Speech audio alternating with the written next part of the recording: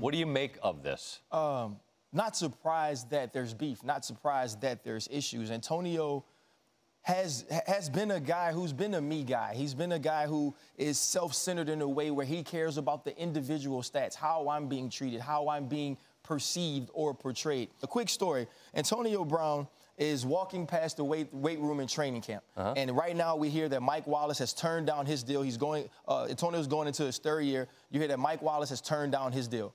And I knew already that they were going to offer Antonio. And he's walking past, and I turn to the strength coach, and I say, when you give him money, you're going to create a monster. That day in practice, Antonio and I almost get into a fight because he's saying things to Coach LeBeau. He's screaming at Coach LeBeau, screaming at us defensively, don't touch me, I'm the franchise, this and that, because he already had that mindset, and now with success, with money, these things come. This is where Mike Tomlin has to put his foot down and shop Antonio Brown. Now, obviously, you want to get something for him. Right, he's one of the best wide receivers in the league. Matter of fact, he's one of the best football players in the league. No doubt. Juju Smith-Schuster has shown you he could be a #1. Ben Roethlisberger speaks glowingly of James Washington. But this is about the fabric of the team. This is about the guy that goes Facebook Live as your coach is talking and leaks information outside the locker room that never should be there. This is about the guy that publicly talks about not getting the ball or issues with the offense coordinator, knocks over garbage cans or knocks over Gatorade bottles and cans because he doesn't get the rock. At some point, when you're an organization that's built on team, organization that's built on integrity, you have to show the rest of the locker room that. And will he be good going forward? Probably so. But you have to take that stand. You're saying shop him. You have to. Antonio Brown stopped communicating with the team leading up to Sunday's game, which is why Antonio was inactive. While Tomlin was speaking, Brown was posting on social media. He put up a cryptic message saying, amongst other things, that he is, quote, blessed with free will. But that wasn't it. ESPN posted a comment by former Steeler Ryan Clark that said, it's time for Brown and the Steelers to part ways. Brown responded by calling Clark an Uncle Tom. What's the definition of Uncle Tom? So I'm going to give you what I've thought from a distance, and you help me out here. To me, an Uncle Tom is a black man who sells out black people to white men in power so that that black man can get preferential treatment from white men in power. Correct. Is that fair? Yes. Okay, that's sort of the gist of it. Is that out of bounds from Antonio? Absolutely, it's out of bounds. And what we have here, Skip, and I can speak to this. Sometimes in our community, the black community, if we call out someone from our community for doing wrong, that person does not want to be held accountable for the wrong that he's doing. It's easier to point to the person that's calling you he or she out as an Uncle Tom. So by me calling you out for not showing up to practice, me calling you out for not being professional, you label me an Uncle Tom. Yep. That's lazy. Where is the accountability on your part for not holding up your end of the obligation? Now, the Pittsburgh Steelers have played Antonio Brown twice. At first, you could say, well, he's trying to hold out. He's trying to get it. They gave him his money. They gave him a lot of money, Skip Bayless. And he didn't show up. Coach Tomlin, we're going to talk about this later, he used the term that Antonio Brown let this team down in its darkest hour, a term Winston Churchill once used during World War II. Let's not compare it to that. No, I'm just saying. That was really dark. Yeah, I'm just saying that's the phrase that he used. Yeah. But in the Steelers' case, Skip, this was the most important game of the season. And not to have your best player because why? Because of something that was said, because of something you feel you're not appreciated, because they don't throw you. You get 150 targets, but that's not good enough. You want 200 targets.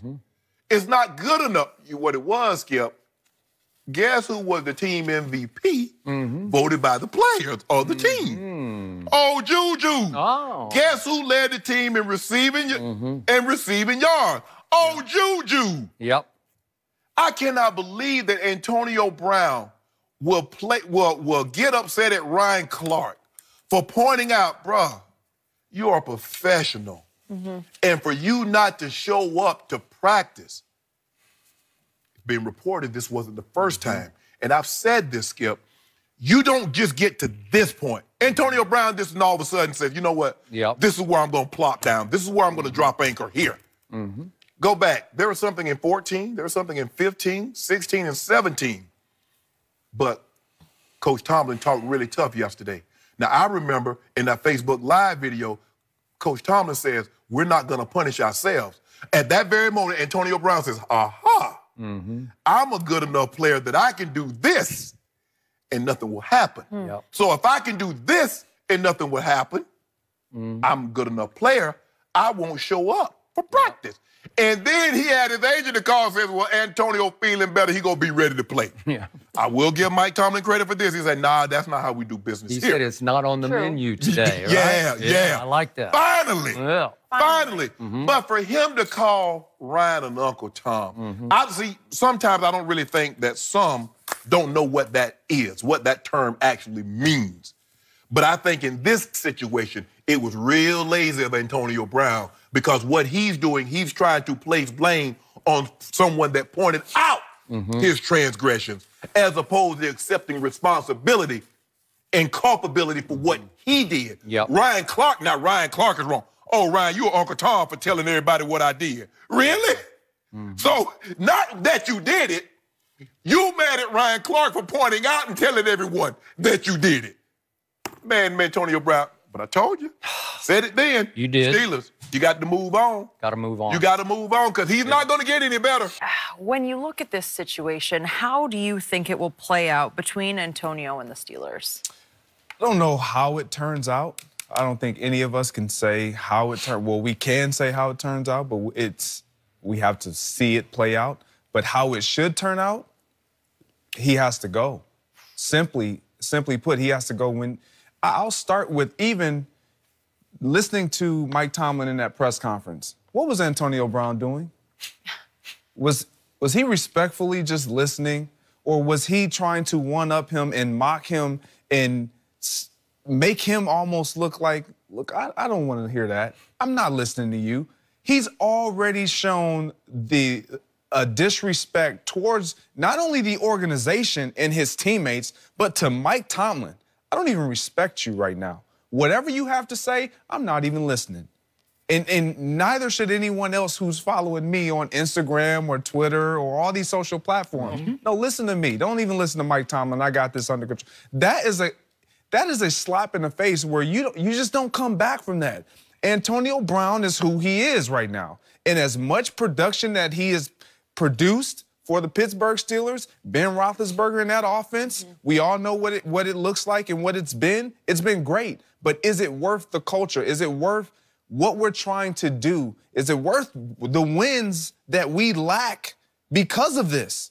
Because of this. Like, I don't care how productive you are. If your goal isn't in alignment with mine, we can't win.